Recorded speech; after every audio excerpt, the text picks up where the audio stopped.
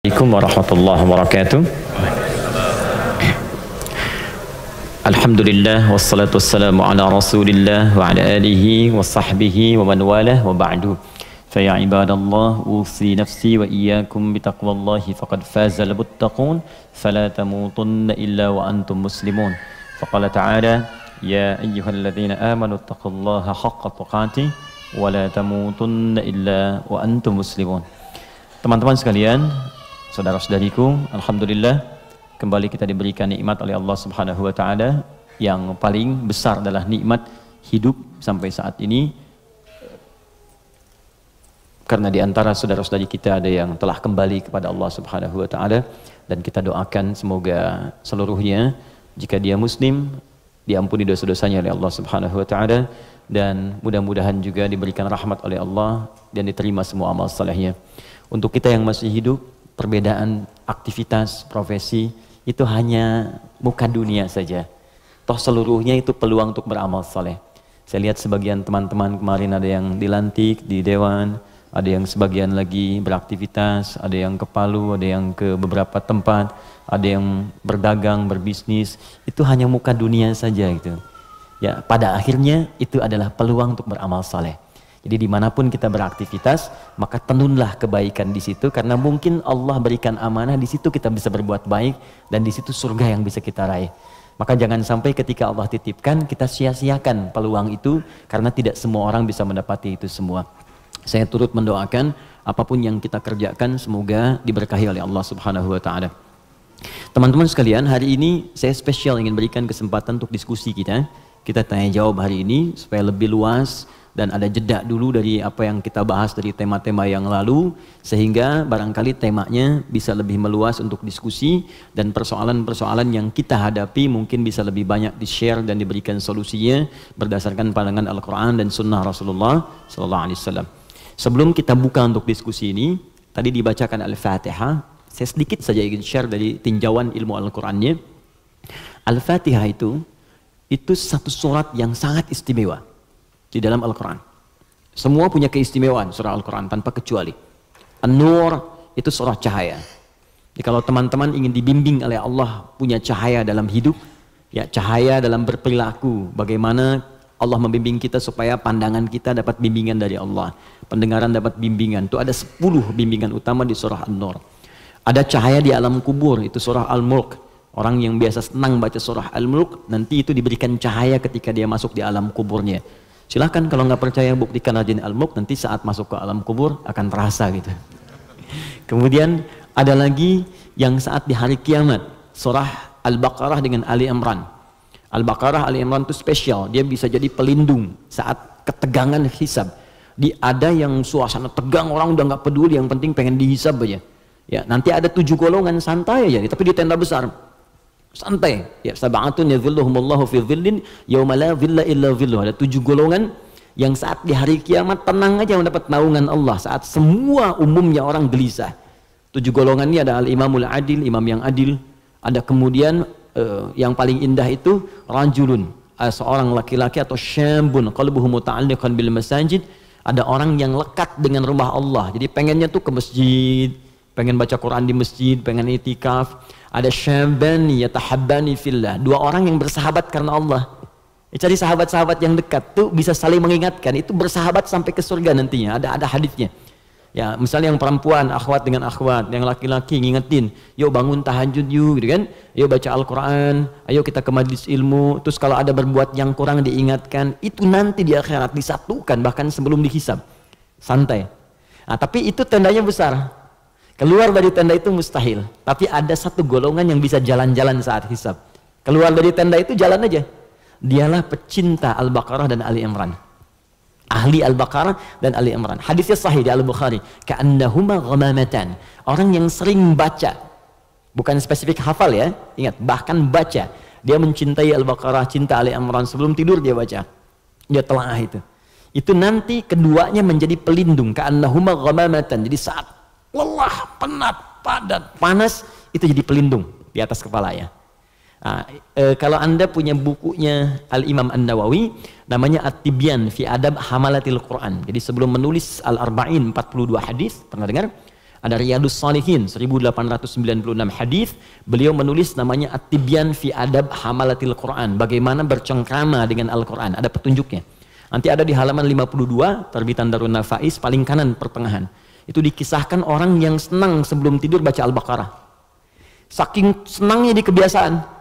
Dan itu saking dekatnya dengan surat itu, dia tertidur satu masa belum sempat baca Al-Baqarah. Tiba-tiba dalam tidurnya kaget, dia bangun mimpi, terus tangannya tersenggol kawannya. Kawannya kaget, bangun juga, dia tanya, "Mas Bika, kenapa kamu begini?" Kata kawan yang tadi, "Wallahi ra'aitul fil manam laqad natahatnil baqarah." Tadi saya di mimpi, di tidur saya mimpi, saya diseruduk Al-Baqarah. Al-Baqarah kan sapi betina kan? Nah, diseruduk, bangun, kamu belum baca saya gitu.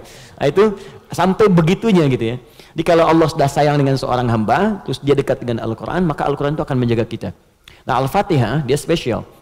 Al-Fatihah itu kan ada alnya ya. Ya. Fatihah itu artinya pembuka.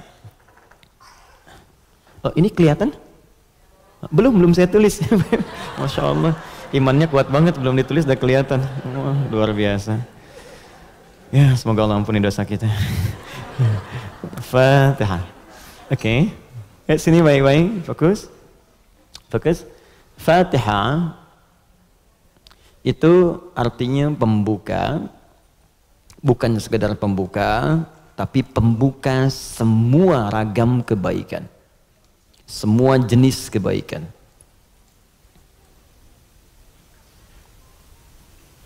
Nah, sebelum ada kalimat Fatihah ini masuk alif lam. Kalau kita belajar gramatikal bahasa Arab di ilmu nahwu khususnya, ya ilmu nahwu. Jadi ada 4 turunan bahasa Arab itu. Jadi ada nahwu, ada sharaf, kemudian sharaf 12 turunannya, ada balaghah, balaghah 3 turunannya. Ada ma'ani, bayan, badi'. Ma'ani itu untuk memilih kata sehingga diksinya tepat untuk diungkapkan. Kayak kita mau bicara ke orang dewasa dengan anak kecil, anak muda, beda kan? Bahasa milenial dengan bahasa yang senior lain ya. Nah, itu ma'ani. Bayan cara mengungkapkannya supaya jelas. Badi untuk memperindah kalimat supaya nyaman diterima. Jadi kalau kita mengajar seperti orang tidak tergurui, memerintahkan tidak tersinggung untuk kemudian diarahkan. Itu badi ya namanya. Sama kayak Anda memuji, saling puji ya. Kamu cantik deh, itu biasa. Tapi kalau kita katakan rembulan pun kalah oleh pesonamu saat ini, itu badi namanya. Silakan bikin status. Arud. Yang terakhir arud. Arud itu sebetulnya ilmu untuk bikin puisi di Arab. Ada 16 rumusnya. 16. Jadi disebut bahar namanya. Ada tawil, tawilun lahudun al-bukhuri fadailu fa'ulun mafa'ilun fa'ulun mafa'ilu. Ada rajaz. Ya mustaf'ilun mustaf'ilun mustaf'ilun mustaf'ilun mustaf'ilun mustaf'ilun. Sautus safiril bulbuli hayyaja qalbi thamili al-ma'u wa zahrum ma'a zahri lahdil muqali. فأنت يا سيدي وسيدي ومولدي فكم تجبني غزيل أقيقلي قطفته من ودة من فعل هذا الرجل فقال لا لا لا فقد غدا مهرولي والولد ولي ولي يا ويلي فقلت لا تولولي فبين اللؤلؤ لي قالت له هنا كذا إن ردد المقالي كهatan كخيلي طب طب coba diulang.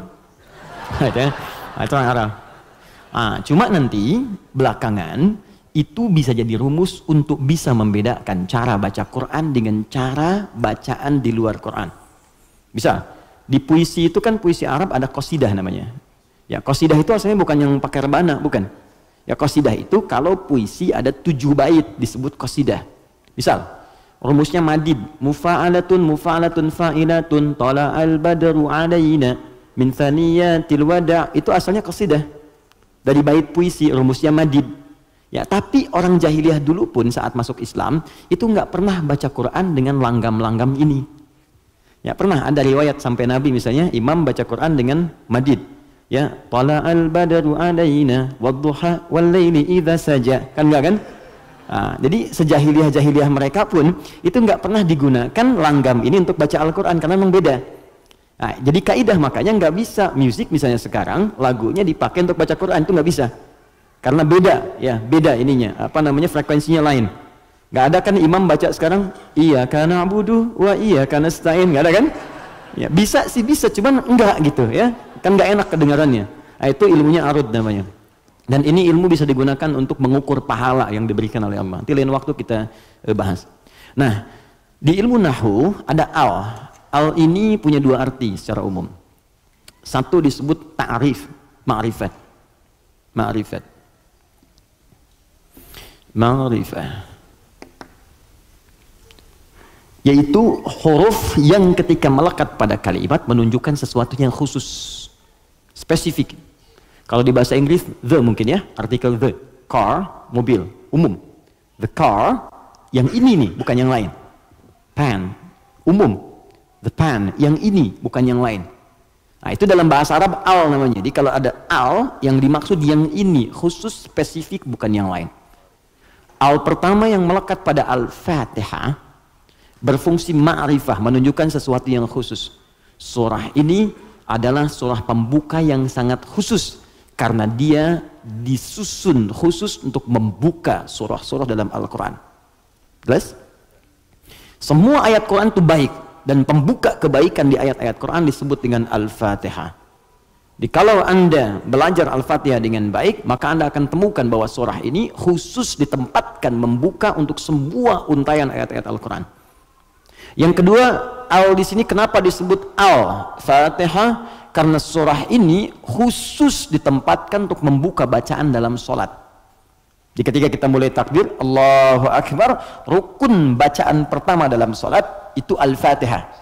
Jadi kalau bapak, ibu, teman-teman, ikhwan, akhwat tidak baca iftitah, itu sholatnya masih sah. Karena sunnah hukumnya. Tapi kalau Anda sengaja nggak baca Al-Fatihah, maka Anda mengulang sholat, batal hukumnya. Jelas? Nah, yang dahsyat yang mau saya sampaikan, ini rahasianya. Awas, saya fokus ya, ini rahasia dan diantara kita saja. Oke. Disebut alnya yang kedua dengan istighraq namanya, istighraq. Ya, jangan hafalkan istilahnya, yang penting paham maksudnya. Istighraq itu al yang menunjuk makna yang komprehensif, holistik. Sesuatu yang menyeluruh. Semua menyeluruh sifatnya, tanpa kecuali. Al. Contoh begini. Alhamdulillahi Rabbil Alamin. Al di situ mencakup semua maknanya, komprehensif, seluruhnya tanpa kecuali. Makanya ketika hamdun artinya pujian, alnya diartikan segala. Lihat terjemahan, segala puji hanya milik Allah. Alnya semua, jadi semua jenis pujian kembali ke Allah. Nah, konsekuensi fikihnya, kalau kita katakan semua pujian hanya milik Allah, berarti jangan mengambil bagian dari pujian itu, sehingga berkuranglah sifat pujian kita kepada Allah. Contoh, Anda punya anak nih, dilatih baca Quran, bagus, sampai hafal 30 juz. Tiba-tiba teman berkata, oh Masya Allah, ukhti, akhi, anaknya pintar sekali, bagus, hafal Quran. Anda katakan, Alhamdulillah, semua karena Allah. Cukup. Jangan tambahkan lagi. Kalau Anda tambah, berkurang pujian itu.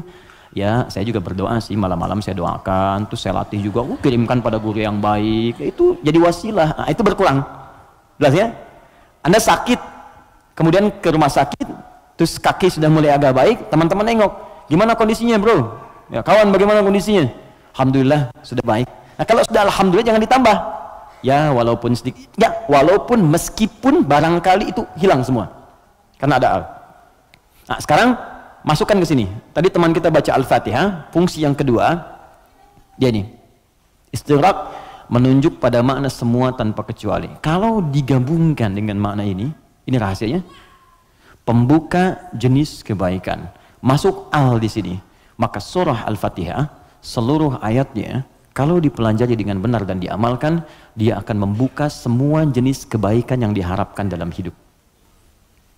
Orang ingin sukses, pelajari Al-Fatihah, maka akan dibuka kesuksesan. Ada yang sakit, ingin mendapat kesembuhan cepat, pelajari Al-Fatihah. Di situ ada rahasia bagaimana mendapatkan kesembuhan cepat dari Allah. Orang ingin rezeki, ingin ilmu, pelajari Al-Fatihah. Maka di situ ada nilai-nilai kebaikan yang cepat dibuka. Makanya satu-satunya surah dalam Al-Quran yang banyak namanya sesuai dengan objek kebaikannya hanya Al-Fatihah. Dia disebut Asy-Syifa karena di dalamnya ada kandungan untuk mempercepat datangnya kesembuhan dari Allah. Ada kepala suku di Arab dulu tersengat kalajengking Arab.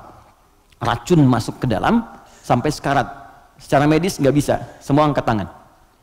Datang rombongan sahabat, yang tadinya mampir ditolak, kemudian dikejar. Ada nggak yang bisa menyembuhkan di antara kalian? Satu orang mengangkat tangan. Kata orang ini, insya Allah, bukan saya akan sembuhkan, kalau Allah berkehendak. Dibawa orang ini, kemudian menghadap pada kepala suku tadi, dilihat kondisinya, dibacakan Al-Fatihah, hanya sekali baca, tidak diulang, tanpa wasilah apapun. Begitu dibacakan, selesai baca, sembuh orangnya.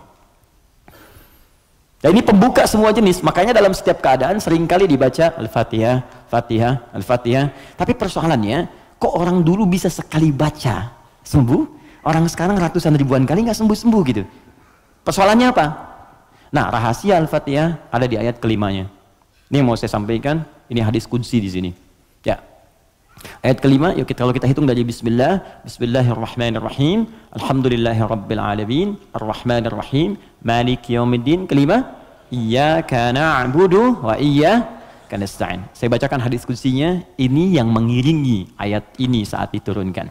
An Abi Hurairah radhiyallahu taala anhu qala, dari riwayat sahabat Abu Hurairah, semoga Allah meridhai kepadanya, qala Rasulullah SAW, saya mendengar Rasulullah SAW berkata, qala Allah azza wa jalla, kata Nabi, saya mendengar Allah menyampaikan di hadis qudsi, qasamtu shalah baini wa baina abdi, saya bagi salat kepada dua bagian, antara aku dengan hambaku, wali abdi ma sa'al, dan kalau hambaku benar menunaikan tugasnya, maka aku akan kabulkan apapun yang ia minta pada saat itu.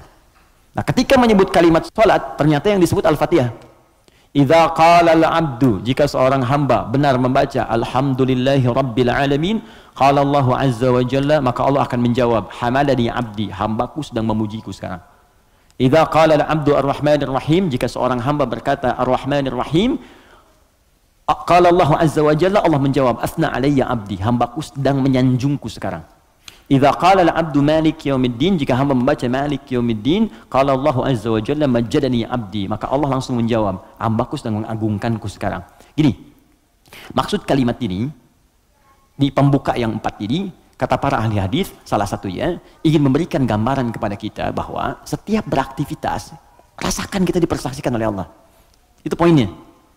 Saya ulang ya, kalau Anda ingin mendapatkan janji dari kemuliaan Al-Fatihah ini, maka rumus yang pertama, kata para pakar hadis, rasakan setiap kali kita berinteraksi, sekalipun hanya berkata itu, rasakan Allah mengawasi kita.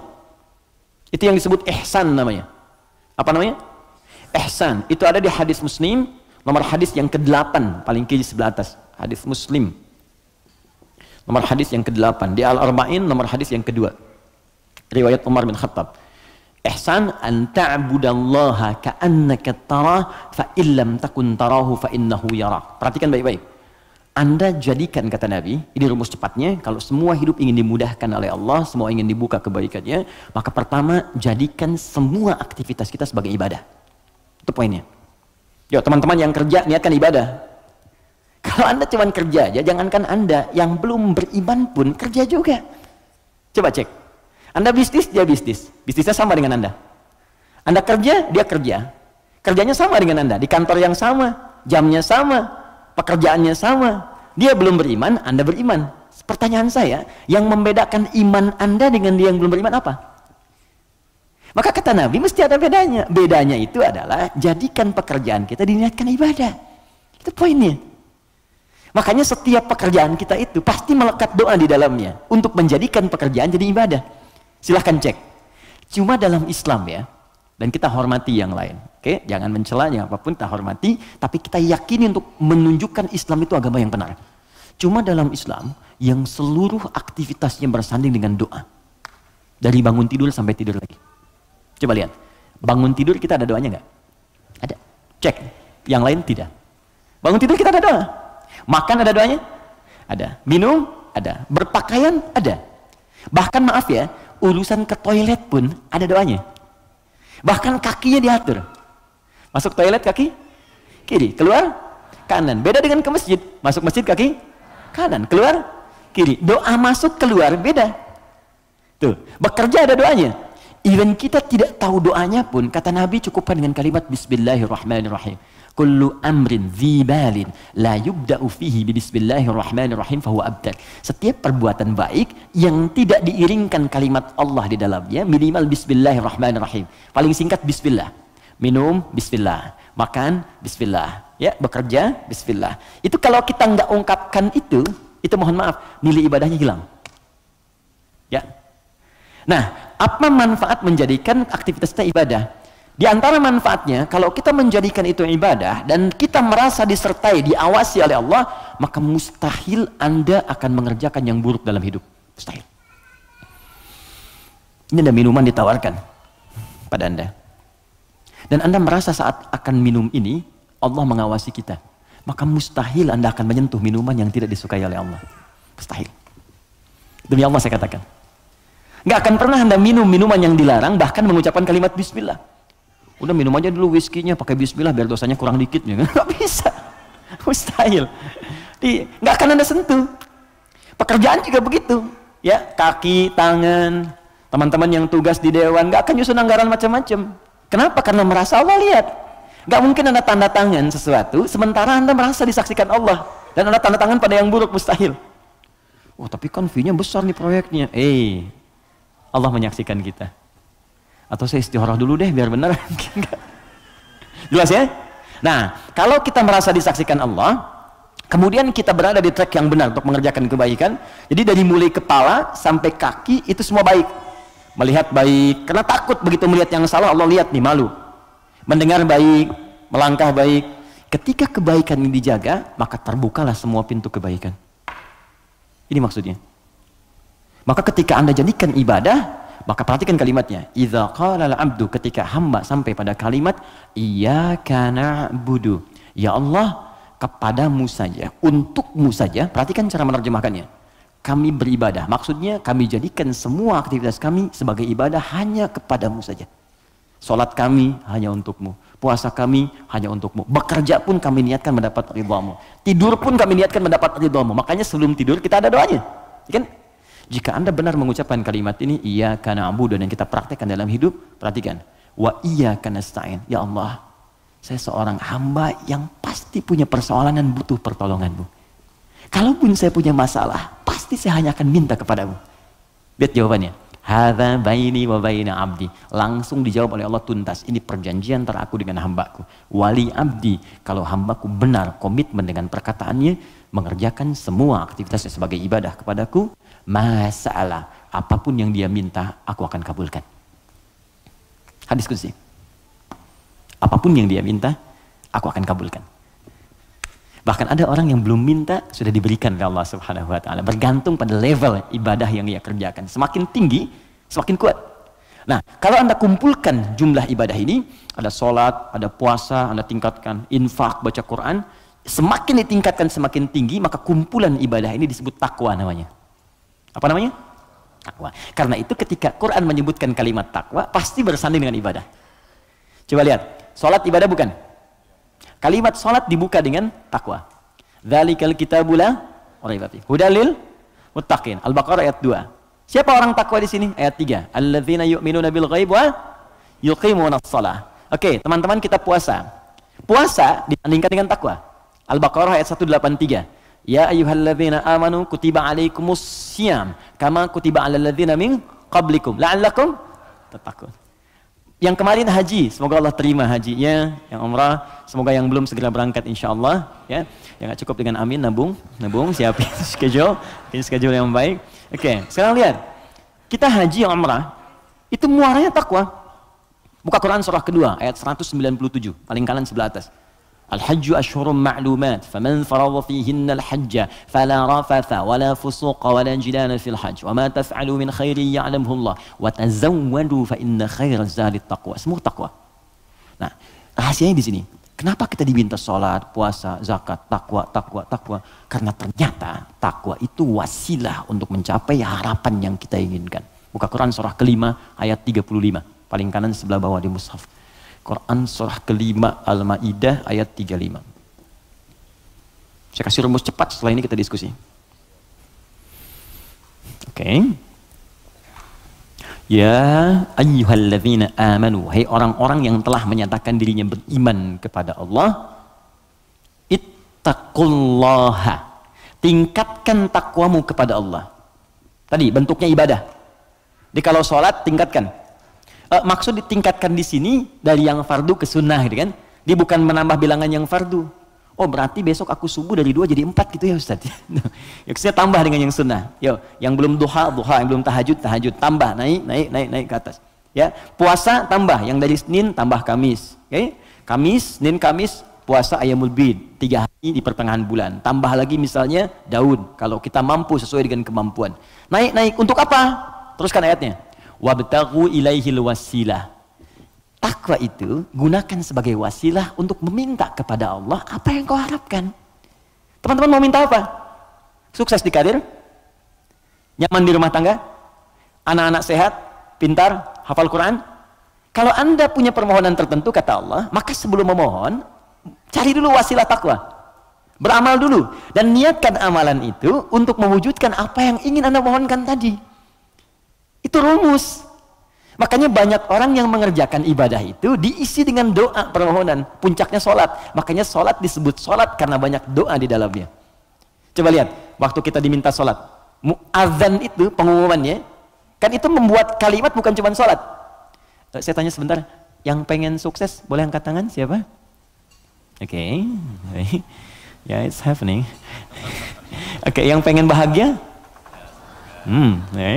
Baik. Yang pengen sukses tapi nggak bahagia? Pilih mana? Pilih mana? Sukses tapi nggak bahagia atau bahagia nggak sukses? Tidak ada pilihan ketiga dan nggak usah milih. Ini saya satu dulu. Oke, kalau Anda ingin keduanya, sukses dan bahagia, namanya falah di bahasa Arab. Apa namanya? Falahun. Kalau Anda genggam itu, digenggam, dan nggak mau Anda lepas, maka disebut aflah namanya. Aflah. Oke, sekarang lihat sini. Teman-teman masih ingat setiap hari kita sholat kan? Sebelum kita sholat ada tanda waktu sholat telah tiba. Apa tandanya? Adzan. Yuk kita lihat suara adzan. Begitu Allahu Akbar sampai ke kalimat hayya 'alas shalah. Ayo salat. Terus Anda bertanya, kenapa saya salat ya Allah? Kata Allah, saya nggak butuh salatmu. Kamu nggak salat pun tidak akan menurunkan statusnya sebagai Tuhan. Cuman kamu butuh dengan salat itu wasilah untuk minta kepadaku. Kamu salat hayya 'alas shalah karena kamu ingin dapat falah. Maka dalam suara adzan setelah hayya 'alas shalah apa kalimatnya? Hayya 'alal falah. Kalau sudah digenggam itu aflah namanya. Kata Allah, orang beriman pasti menggenggam kesuksesan. Itu pasti. Jadi kalau orang beriman sukses itu nggak aneh. Yang aneh itu beriman tapi nggak sukses. Aneh itu. Pasti ada yang kurang menerapkan nilai keimanannya. Makanya Allah turunkan surat orang beriman yang sukses itu. Quran surah ke-23. Al-Mu'minun. Perhatikan pembuka ayatnya. Qad aflahal mu'minun. Aflah. Kata Allah, orang beriman itu semuanya tanpa kecuali pasti akan menggenggam kesuksesan dan kebahagiaan dalam hidupnya. Walaupun definisi sukses itu bisa beda-beda. Bagi si fulan ketika aku mencapai posisi ini, bagi yang lain di sini pun aku sudah sukses. Ya, bahagia juga bisa lain-lain. Ya, orang berkata minum kopi udah bahagia, minum teh bahagia, bahagia itu begini, bahagia itu seperti ini. Tapi Quran tuh memberikan yang pasti gitu. Karena semua manusia itu relatif. Kata Allah, kalau engkau ingin menggenggam kebahagiaan itu, maka ini amalannya. Alladzina hum fi salatihim khashi'un, salat. Alladzina hum lizzakati fa'ilun, zakat. Karena itu ketika teman-teman saya, kita, Anda, kita semua diminta ibadah, maka cara berpikirnya jangan jadikan beban. Kalau jadi beban capek Anda. Suruh tahajud, capek ya, malas. Tapi kalau cara berpikirnya adalah mendapatkan apa yang kita harapkan, nih Allah janjikan, dikabulkan doa, dikasih kemudahan. Kalau cara berpikirnya ke situ, maka kita akan semangat bahkan menunggu ibadah itu tiba waktunya. Jelas? Maka kalau teman-teman setiap kajian dengan ustadz manapun, siapapun, tadi ada yang bacakan Al-Fatihah seperti tadi, maka ingat-ingat, barangkali bukan Al-Fatihah yang dibacakan. Barangkali ada pengingat dari Allah, hei, dari sekian bacaan itu engkau bacakan 17 kali dalam sehari seumur hidup, maka berapa yang sudah engkau praktekkan? Apakah engkau merasa aku mengawasimu saat beraktivitas? Ataupun engkau merasa bahwa setiap ibadah itu bukan beban, tapi untuk mengabulkan apa yang engkau harapkan? Itu kurang lebih. Kita diskusi, saya berikan waktu terbentang luas untuk kita bisa bertukar pikiran. Saya perkenankan, jika ada yang bertanya langsung silahkan, jika ada yang ingin tulis pakai kertas, maka silahkan, saya pun tidak keberatan untuk menjawab dengan kertas. Silakan. Bismillah, Assalamualaikum warahmatullahi wabarakatuh. Salam. 2 pertanyaan Ustadz. Silakan.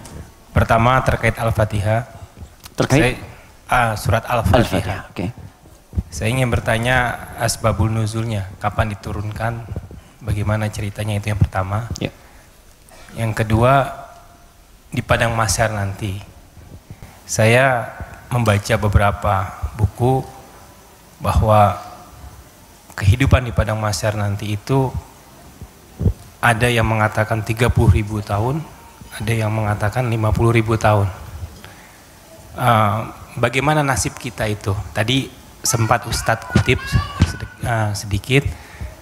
Saya ingin mendapatkan penjelasan bagi orang-orang mukmin khususnya yang ada di dunia ini, apalagi di zaman yang penuh fitnah ini, yang amannya bagaimana untuk menghadapi nanti itu. Terima kasih. Assalamualaikum warahmatullahi wabarakatuh. Oke. Pertama, asbabun nuzul, sebab turunnya surah Al-Fatihah. Saya berikan sedikit dulu informasi. Jadi ada dua jenis asbab di dalam fikih Islam. Kalau asbab itu terkait dengan turunnya ayat, sebab, asbab itu sebab. Jadi sebab itu bahasa Arab asalnya, diserap ke bahasa Indonesia menjadi sebab. Sebab turunnya Al-Quran disebut asbabun nuzul. Kalau sebab munculnya hadis disebut asbabul wurud. Maksudnya asbabul wurud namanya. Misal, pernah dengar hadis tentang isbal? Isbal itu pakaian yang melebihi mata kaki. Nah, itu apa sebabnya Nabi berkata hadis itu? Sebabnya apa? Nah, sebab namanya asbabul wurud. Dari pengetahuan sebab ini kita akan melihat sebuah kesimpulan hukum. Jelas ya? Baik, sekarang apa sebab turunnya Al-Fatihah? Penting diketahui tidak semua surah dan ayat dalam Al-Quran memiliki sebab asbabun nuzul, sebab turun. Bisa jadi itu sekedar perintah untuk ditunaikan secara langsung. Bisa jadi itu bacaan-bacaan praktek dalam ibadah ketika ibadahnya diperintahkan. Bisa jadi ada sebab turun ketika ada pertanyaan tertentu untuk menyelesaikan sebuah kasus. Al-Fatihah masuk pada bagian yang tidak ada asbabun nuzulnya, tapi menyertai perintah ketika diturunkan. Apa perintahnya? Salat. Diperintah salat ketika diturunkan. Nabi diperintahkan setahun sebelum hijrah, usianya 52 tahun. Jadi usia 53 tahun beliau hijrah kemudian ke kota Yathrib yang kelak menjadi Al-Madinah Al-Munawwarah. 13 tahun berdakwah di kota Mekah. Setelah usia 40 tahun diangkat menjadi Rasul, turunnya surah Al-Alaq. Setelah itu kemudian 12 tahun sebelum hijrah turunlah perintah salat. Saat perintah salat itu diturunkan, mesti ada bacaan yang dibacakan. Maka turunlah kemudian Al-Fatihah di situ. Saat turun di situ, kalimatnya Alhamdulillahi Rabbil Alamin, Ar-Rahmanir Rahim, Maliki Yaumiddin, Iyyaka na'budu wa iyyaka nasta'in, Ihdinas siratal mustaqim, siratal ladzina an'amta 'alaihim ghairil maghdubi 'alaihim waladdallin. Kemudian setelah turun digunakan dalam salat. Saat hijrah ke Yathrib yang kelak jadi Al-Madinah Al-Munawwarah, tiba-tiba si kecil namanya Abdullah, anak laki-lakinya Abbas paman Nabi, beda 3 tahun usianya dengan Nabi. Abbas, anak laki-laki Ibnun, maka sering disingkat Ibnu Abbas. Ibnu Abbas nama aslinya Abdullah.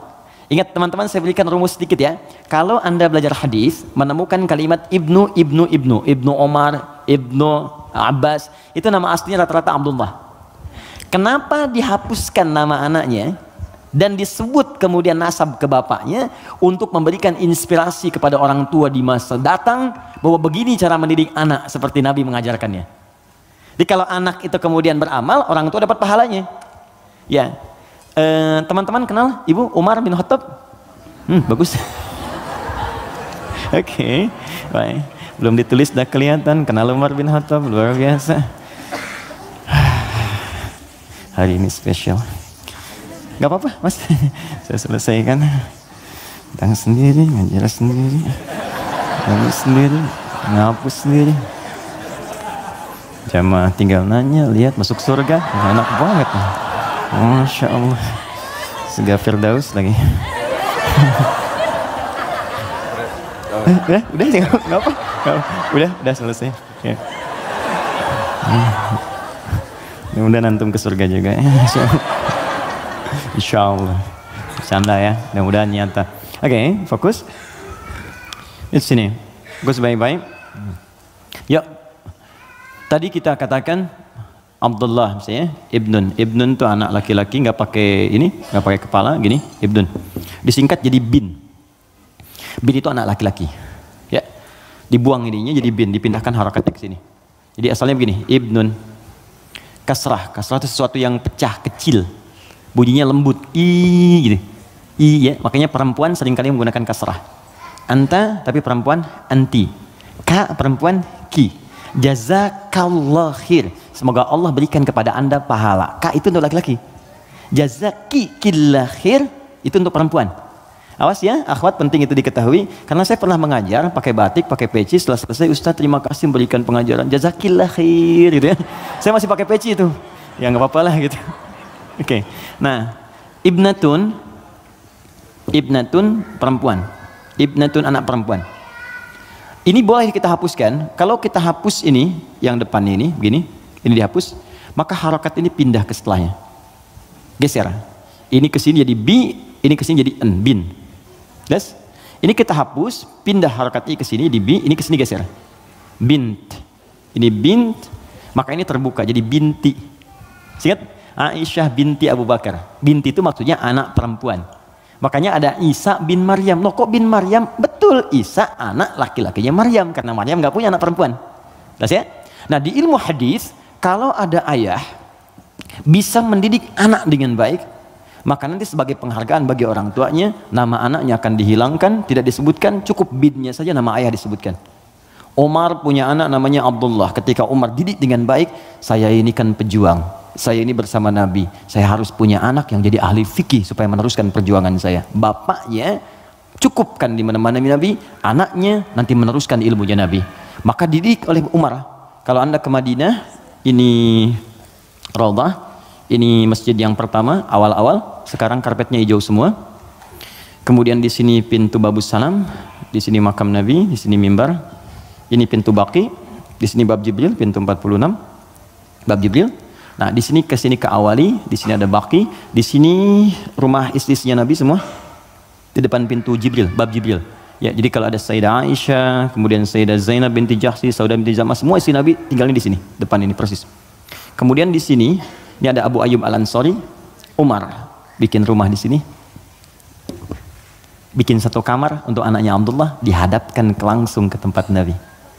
Untuk belajar dari Nabi sebelum datang ke majlis ilmunya. Jadi kalau yang lain nunggu di majlis ilmunya Nabi, kalau anak Umar diajarkan oleh bapaknya sebelum Nabi bahkan ke majlis ilmu, sejak keluar dari rumahnya itu bisa melihat bagaimana Nabi jalan, bagaimana Nabi nengok. Makanya anaknya Umar banyak meriwayatkan hadis dari sejak kecil, meriwayatkan 2.800 hadis. Anaknya Umar. Siapa yang punya wasilahnya? Bapaknya. Untuk menghargai bapaknya ini, Abdullahnya dihilangkan di sini, maka disebut nama bapaknya Ibnu Umar, Ibnu Umar, Ibnu Umar. Seakan pesan kepada orang tua di masa datang, kalau kita ingin mendapatkan kebaikan dari Allah, maka didik anak kita dengan baik, kelak orang tuanya pun akan dikenang. Setiap hadisnya kita bahas satu, bapaknya ikut mendapatkan pahalanya. Itu poinnya. Ya.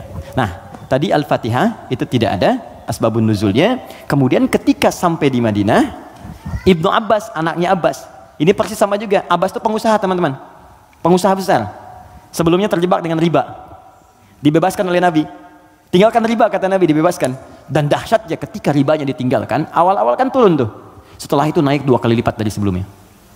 Ribanya hilang, omsetnya naik 2 kali lipat.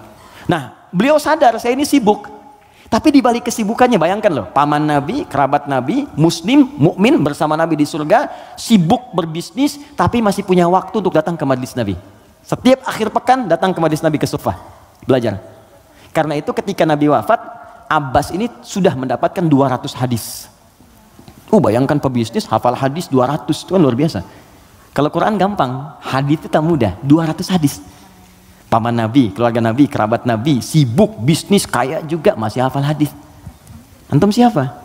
Paman Nabi bukan, kerabat Nabi bukan, tetangga Nabi bukan, kan? Sesibuk apa sih? Sampai untuk baca Quran pun belum punya waktu. Cita-cita masuk surga lagi, kan? Nah, ini beliau sadar, saya ini sibuk nih, berdagang. Maka harus ada yang mewarisi ilmu anak saya. Maka anak itu dipetakan, teman-teman begitulah, cucunya atau anaknya, ayo disiapkan. Ini anak pertama Qurannya, anak kedua hadisnya. Nggak apa-apa, kalaupun kelak jadi arsitek, arsitek yang hafal Quran. Oke? Pengusaha yang ahli hadis, nggak apa-apa, banyak. Dulu biasa begitu, Bu. Teman-teman ikhwan, dulu biasa. Antum kalau temukan kitab namanya Bidayatul Mujtahid, kitab bagus perbandingan fikih. Itu kitab fikih tuh, tapi yang nulis dokter bedah. Ibnu Rushd namanya, di barat dikenal dengan Averroes. Itu nulis kitab fikih, itu biasa dulu tuh, biasa saja. Nah, Abbas ini menginvestasikan anaknya, namanya Abdullah juga, untuk belajar ke majlis Nabi. Jadi setiap bapaknya berangkat, titipin, berangkat, titipin. Ketika Nabi wafat, anak ini usia masih 13 tahun. Bapaknya hafal 200 hadis, anaknya hafal 2000 hadis. Dan kalau anak dititipkan di tempat tertentu, maka habit itu akan membentuk dia untuk berperilaku. Tontonan yang dilihat, itu jadi karakternya. Kalau dia yang diperlihatkan yang baik-baik, yang keluar baik. Diajarkan kata-kata baik, yang keluar baik. Sekarang ada pendekatan bagus, ini share sebentar. Jadi pendekatan Al-Quran sekarang namanya. Ya, saya juga share dengan teman-teman, termasuk di keluarga kami terapkan. Kalau Anda ingin cepat anaknya hafal Quran, maka dia bisa dilatih dan dikondisikan dari sejak awal dengan lingkungan Quran. Misal, lahir dari 0 bulan ketika lahir, itu Anda kondisikan misalnya speaker aktif di rumah. Ya, dalam setiap 1 bulan dia dengar 1 juz. Bacakan aja 1 juz, 1 juz, 1 juz, 1 juz setiap 1 bulan. Tapi jangan acak ya, terurut. Misal bulan pertama juz 1, bulan kedua juz 2, pindah terus. Sampai bulan ke-30, usia dia 30 bulan, dia sudah mendengar 30 juz. Dan anak itu sejak mulai dilahirkan, organ pertama yang berfungsi kata Al-Quran, itu pendengarannya. Al-Quran langsung mengatakan, itu pendengarannya. Jadi ketika dia 30 bulan, dia sudah mendengar 30 juz. Itu sepakat dan sudah melalui research di sini, dia hanya butuh 6 bulan untuk menjadi penghafal Quran yang sempurna.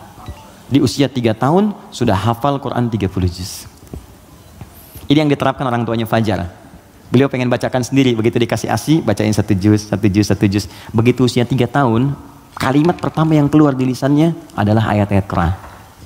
Dipanggil Ustadz mengecek, ternyata Allahu Akbar, 4 tahun sudah 30 juz. Terakhir kami ketemu sedang menghafal tafsir. Dan divonis lumpuh otak. Anda bayangkan, lumpuh otak hafal Quran 30 juz. Dan di mana Anda pada saat ini? Ya, kembali ke sini. Dia bertanya, Mas Primus, apa pertanyaannya? Ya Rasulullah, karena dia terbiasa dengan taklim, jadi dunianya masuk. Ya Rasulullah, kenapa Allah nggak turunkan 1 ayat yang bisa membatasi antara surah 1 dengan surah yang lainnya? Karena dulu masih nyambung, Al-Falaq nyambung ke An-Nas, sebelumnya Al-Ikhlas. Jadi orang nggak tahu pembatasnya di mana, walaupun dibacakan oleh Nabi. Maka diturunkanlah kemudian Bismillahirrahmanirrahim. Ya, karena pertanyaan anak kecil itu. Dijawab kemudian. Ibnu Abbas tuh sering bertanya, turun jawaban. Al-Baqarah 189 itu turun karena pertanyaan Ibnu Abbas.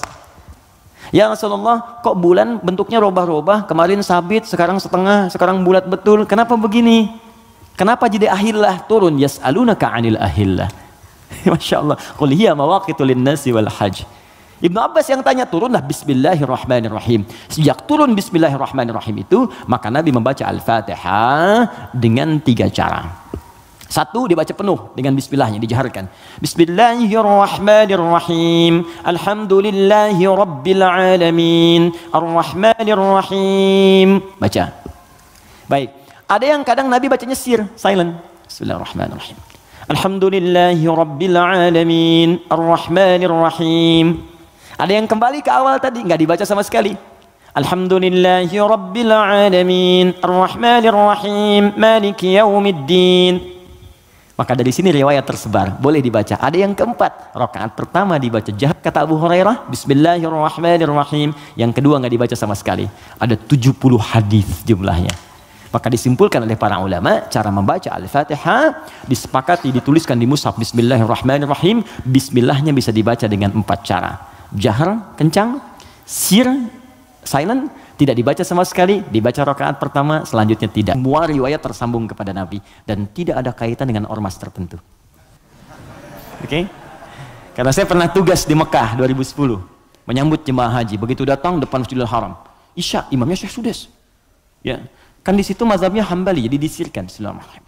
Alhamdulillahi rabbil alamin. Komentar pertama makmumnya, wah iki imamnya Muhammadiyah tuh, Muhammadiyah cabang Masjidil Haram Anda bayang. Ketuanya saya Sudes. Jadi nggak ada hubungan baik NU Muhammadiyah atau yang kita berkomunikasi baik ya, kemudian saling bangun hubungan baik, tapi paham ilmunya. Jadi kesimpulannya tidak ada asbabun nuzul untuk Al-Fatihah, tapi hanya terkait untuk kebutuhan dalam menunaikan ibadah. Tapi kemuliaan fadilahnya diungkapkan kemudian oleh Nabi, dipraktikkan dalam kehidupan dan dirangkum oleh para ulama dalam kitab tafsir. Sampai sini bisa dipahami? Baik, suasana mahsyar. Pertama jawabannya wallahu taala a'lam bissawab, karena memang kita belum ke sana. Karena wallahu a'lam itu Allah yang tahu. Maka kita tanyakan kepada Allah, Allah turunkanlah kemudian paparan dalam ayat-ayat Al-Qur'an.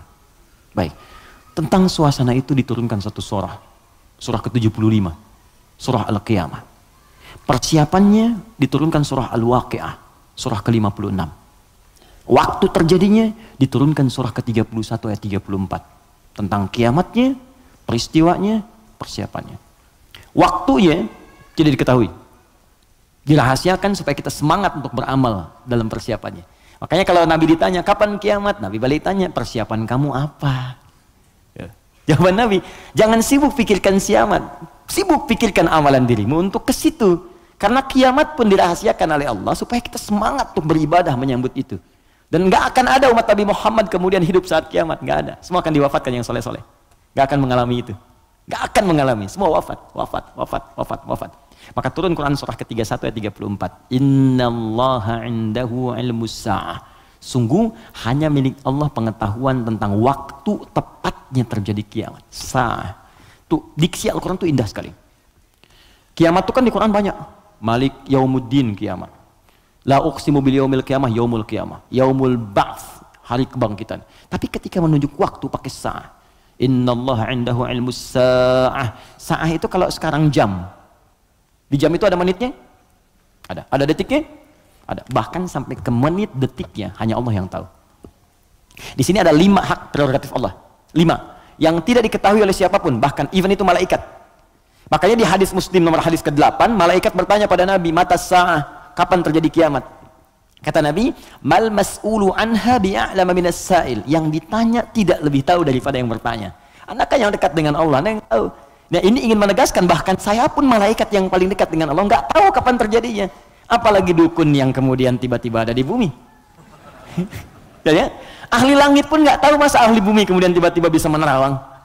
Ya, makanya kalau ada yang mengatakan kiamat akan terjadi tanggal sekian, bulan sekian, tahun sekian, udah abaikan aja. Ya, itu paling gampang, sudah jauhi. Saya di Garut dulu tahun 99, itu menjelang tanggal 9, bulan 9, tahun 99, tersebar isu akan terjadi kiamat. Sebagian ada yang sepi tuh, sepi di pasar Garut tuh, Tarogong sepi apa. Saya bilang, kenapa nggak pada beraktivitas? Isu kiamat menyebar. Tiba-tiba nggak terjadi, diundur katanya ke tahun 2012. Terjadi pengunduran kiamat, Anda bayangkan. Jadi itu poinnya. Jadi kalau waktu, jangan ditanya kapan terjadi. Yang penting untuk diketahui adalah persiapan kita apa.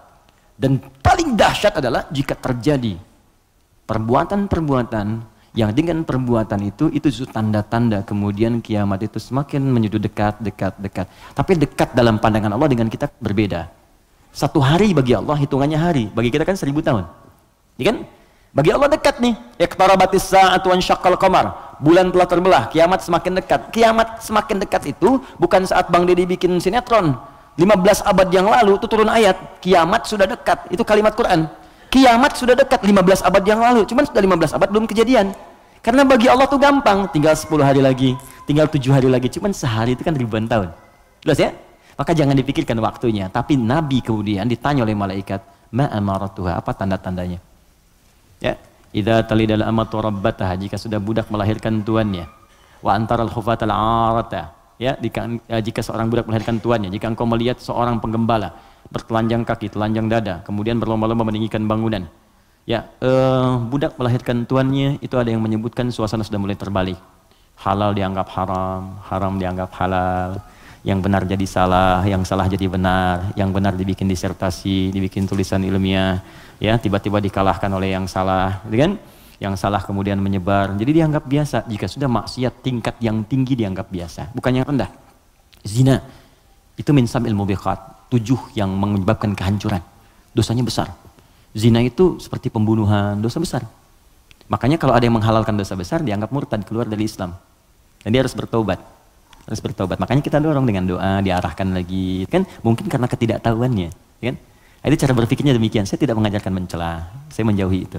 Ya, kita ajarkan dengan perasaan baik, kita doakan, kita ajarin lagi sepanjang dia masih hidup. Jadi kalau ada teman-teman yang diajak oleh orang lain terpengaruhi, kita sepanjang kita hidup supaya kita saat ditanya oleh Allah, ringan jawaban kita itu aja. Ya, apa pernah ada Nabi mengharapkan umatnya ke neraka? Tidak, lantas kenapa Anda memvonis dia sebagai ahli neraka? Alih-alih kita vonis, kenapa nggak kita doakan? Allah itu maha kasih, bukan hanya maha menghukum. Rahmat Allah lebih luas daripada hukumannya. Kenapa sekarang banyak sifat hukuman ditampilkan, kasih sayangnya dihilangkan? Yalah, doakan. Share kebaikan, doakan saudara kita, ajak kepada yang baik. Kalau ada berbuat maksiat, sampaikan. Bukan cuma kamu aja yang pernah bermaksiat. Yang lebih buruk daripada kamu pernah ada dan dia tobat. Masa orang jahiliyah tobat, kamu yang bukan jahiliyah nggak tobat? Nggak keren ah. Bagaimana kalau wafat dalam keadaan maksiat? Apa kamu rela ibumu yang sudah mengandungmu melihat anaknya berbuat seperti ini? Kalau kamu kira-kira punya anak, mau nggak kira-kira anak kamu berbuat seperti ini? Seperti itu aja. Di ketika ada seorang minta izin untuk berzina, boleh nggak saya berzina ya Rasulullah? Ya, kata Nabi, bagaimana kalau kemudian ibumu berbuat seperti itu? Bagaimana kalau ibumu dizinai? Bapakmu dizinai? Jangan ya Rasulullah. Ya, itu yang kamu zinai itu boleh jadi kemudian dia ibu bagi anak-anak orang lain. Jadi, seperti itu cara berpikirnya. Jadi kalau kita selalu mengangkat orang untuk mengarahkan pada kebaikan, maka dakwah ini akan semakin luas diterima dalam kemuliaan dan beban kita pun akan berkurang. Ada saatnya hitam putih itu mesti muncul dalam perkara tauhid. Tauhid itu nggak ada abu-abu, hitam putih. Allah Tuhan, yang lain bukan. Selesai. Tapi fikih itu fleksibel untuk memberikan kemudahan. Sholat nggak bisa berdiri, duduk. Nggak bisa duduk, berbaring. Berbaring sulit, bergerak. Bergerak sulit, berkedip kan? Berkedip sulit, disolatkan. Semua ada turunannya. Ya, selesai sampai tuntas. Oke? Jadi waktu tidak ada yang tahu. Suasana disampaikan supaya kita merasakan dahsyatnya itu. Turun surah Al-Qiyamah. La uqsimu biyaumil qiyamah. Quran surah 75. Wa la uqsimu bin nafsil lawamah. Kata Allah, saya bersumpah kiamat pasti terjadi. Dan saya bersumpah pada saat itu banyak yang menyesal dan mencela dirinya. Lawamah itu pencela. Mencela, aduh kenapa saya nggak begini, nyesel saya begini. Sama kayak Anda misalnya punya masalah dengan pasangan, Anda marah-marah sama istri. Setelah itu Anda menyesal, ya kenapa saya mesti marah sih? Toh jelaskan, duduk dengan tenang juga bisa, kenapa saya marah ya, saya menyesal ya Allah. Tapi biasanya, pertama setan akan menghambat kita untuk berbicara dulu. Ditahan, jadi diam-diaman gitu. Itu begitu tuh caranya. Itu di Quran ada. Dan solusinya juga ada. Dan ada penyesalan setelah itu. Sama ke anak juga begitu. Anak berbuat salah terus kita marah ya. Kamu ini kemarin nggak ngerti mama ya. Tapi setelah itu ya Allah kok saya marah sih. Ya, kok saya marah sih gitu ya. Nah itu lawamah namanya.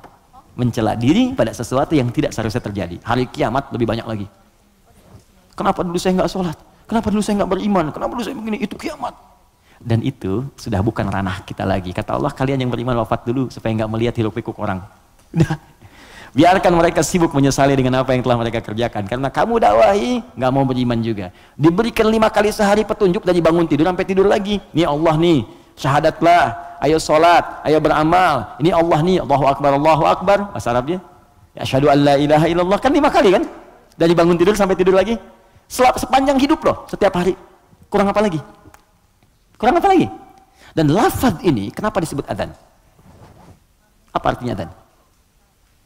Panggilan. Apa artinya panggilan? Adzan. Saya memanggil kamu kemarin, saya mengadzani kamu kemarin. Tidak. Adzan itu panggilan, tapi bukan sekedar panggilan. Adzan itu seakar juga dengan kata udhun, jamaknya adzan, artinya telinga. Kenapa lafaz ini disebut dengan adzan? Karena Allah menjamin lafaz ini satu-satunya lafaz di muka bumi yang terus akan didengar oleh orang yang masih punya pendengaran di telinganya. 24 jam tidak berhenti. Makanya waktu adzan itu bisa berbeda di setiap tempat. Coba lihat, di sini adzan, nanti setelah saya Bintaro adzan, Tanah Kusir adzan, kan? Jakarta adzan, ke Bekasi adzan, sebelumnya ke Bandung, terus 24 jam. Itu Mesir selesai adzan, Libya selesai Tunis adzan, Maroko adzan. Demikian terus 24 jam diperdengarkan supaya kita nggak punya alasan lagi di hadapan Allah Subhanahu wa taala.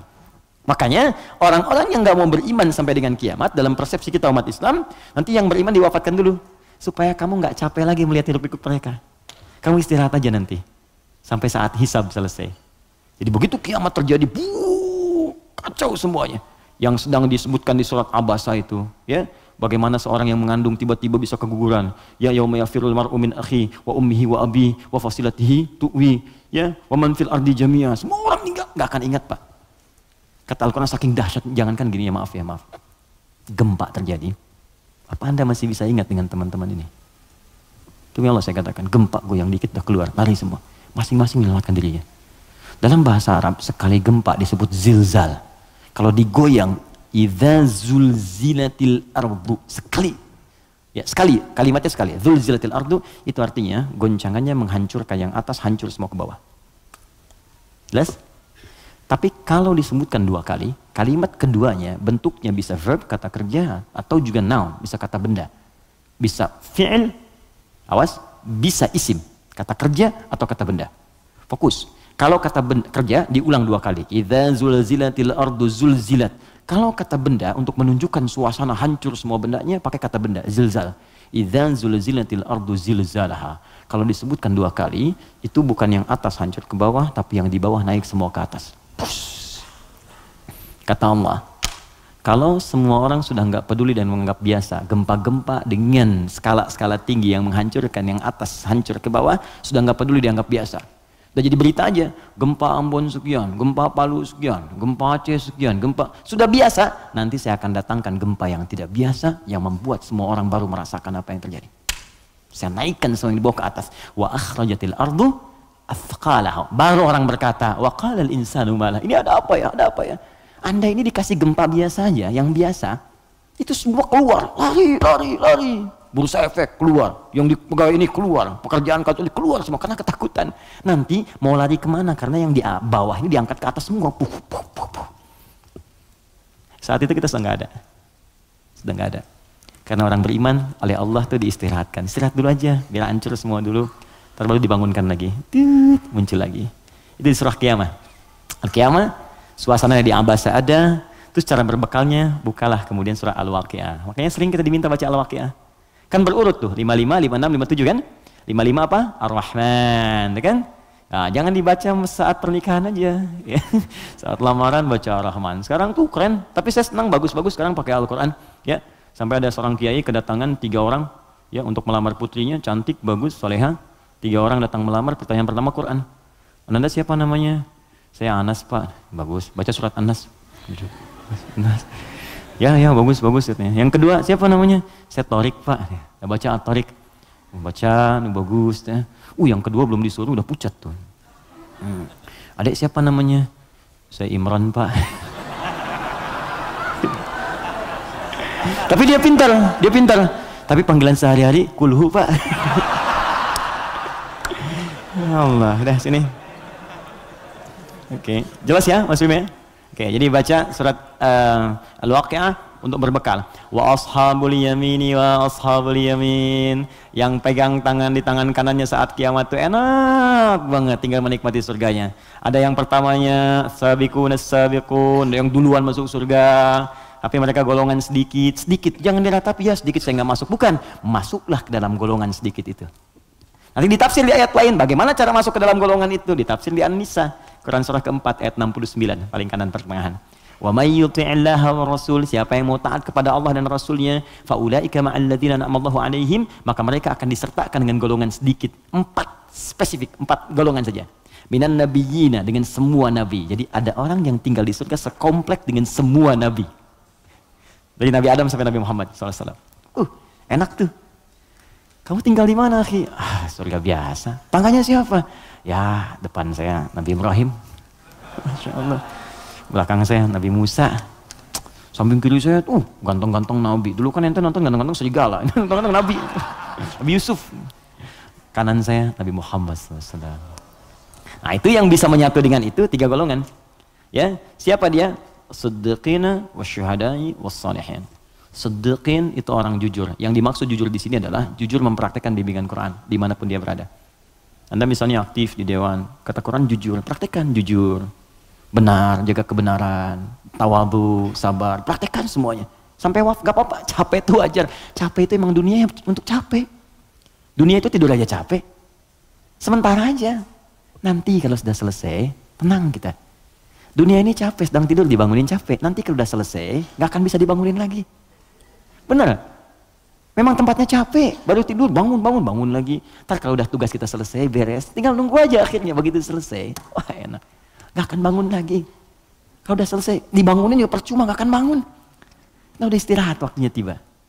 Gak apa-apa, capek dulu aja. Ada waktunya kita tinggal menunun dan mendapatkan apa yang kita telah tenun selama ini. Tenun di dunia, dan panen saat kita kembali kepada Allah. Makanya orang-orang baik itu saat meninggal itu ditampakkan pahalanya. Sehingga, itu, ya betul. Nah, jadi saat mendapatkan itu, penampakan pahala, tenang dia, nyaman.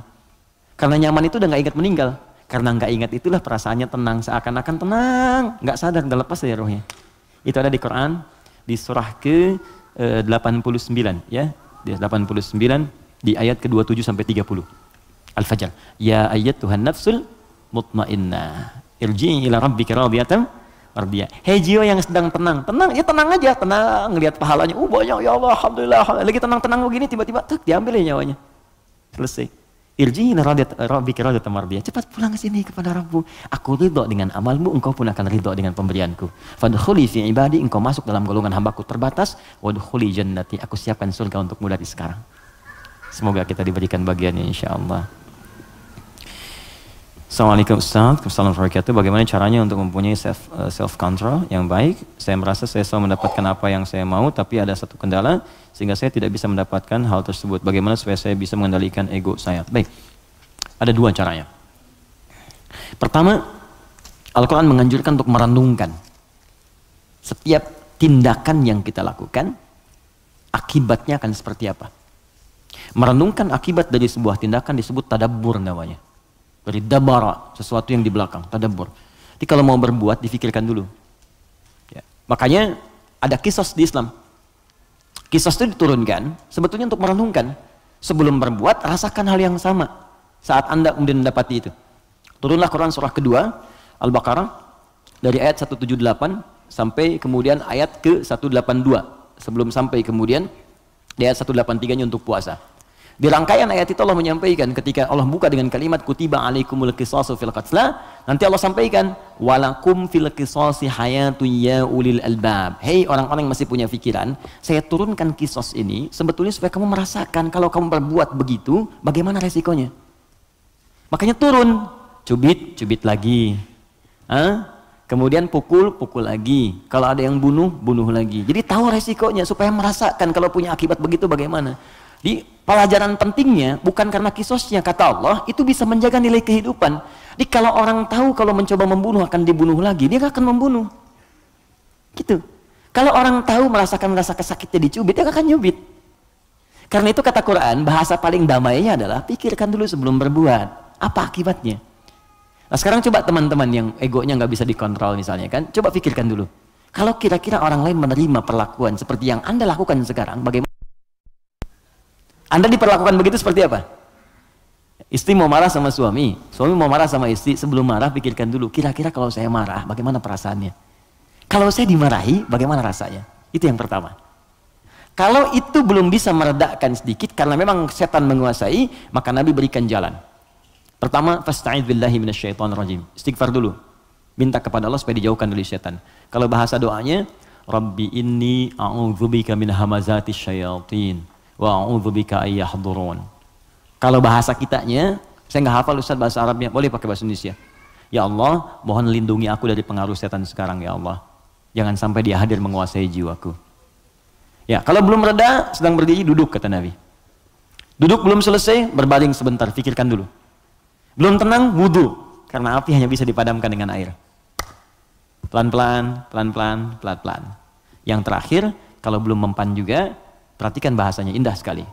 Bagaimana kalau sangat Anda sedang tidak bisa mengontrol ego itu, lalu Anda berbuat maksiat, Anda wafat. Itu aja. Itu rumus di Quran surah ke-67 ayat yang kedua. Walladzi khalaqal mauta wal hayata liyabluwakum ayyukum ahsanu amala. Dialah Allah yang menciptakan kehidupan dan kematian supaya menguji yang masih hidup supaya banyak berbuat baik. Artinya kalau sedang berbuat maksiat, pengertian terbaliknya, coba pikirkan Anda akan wafat. Apa enggak enak dicatat di catatan malaikat maut kan? Ya, begitu dicatat meninggal dalam keadaan marah-marah. Enggak enak banget. Terus dibuka lagi di hari kiamat semua orang lihat.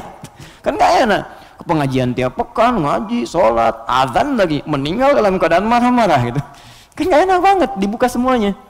Makanya bertobat dari sekarang, sensor. Ya, teman-teman kan ada adegan yang enggak baik kan disensor. Ya kan? Dubbing, suara yang kurang jelas dubbing. Ya, sekarang itu kata-kata maksiat kita sensor dari sekarang mumpung belum meninggal. Supaya filmnya enggak dibuka di hari kiamat. Ya, saat hisab kan dibuka semua. May ya'mal mithqala dzarratin khairan yarah wa may ya'mal mithqala dzarratin syarran yarah. Yang sedikit pun baik akan ditampakkan, yang jelek akan diperlihatkan. Maka yang buruk-buruk kita hilangkan dari sekarang. Wallahu taala a'lam bissawab. Saya ingin bertanya, saya ingin jawab. Jika saya datang sholat berjamaah telat. Ustadz, jika saya datang sholat berjamaah telat, pertanyaan saya, kenapa Anda telat? Orang lain bisa tepat, Anda telat, kenapa? Ayo ya, kita coba sesuaikan. Saat imam sudah mulai bacaan sholat, oke? Satu, ada 3 pertanyaan. Bila imam akan segera ruku, apakah saya boleh baca doa iftitah dulu, lanjut Al-Fatihah? Gini, ruku itu saya pernah jelaskan, itu seakar dengan kata rakaat. Berasal dari kata ruku. Artinya kalau imam sudah mendapatkan ruku ya, Allahu Akbar ruku. Lalu Anda ikut ruku.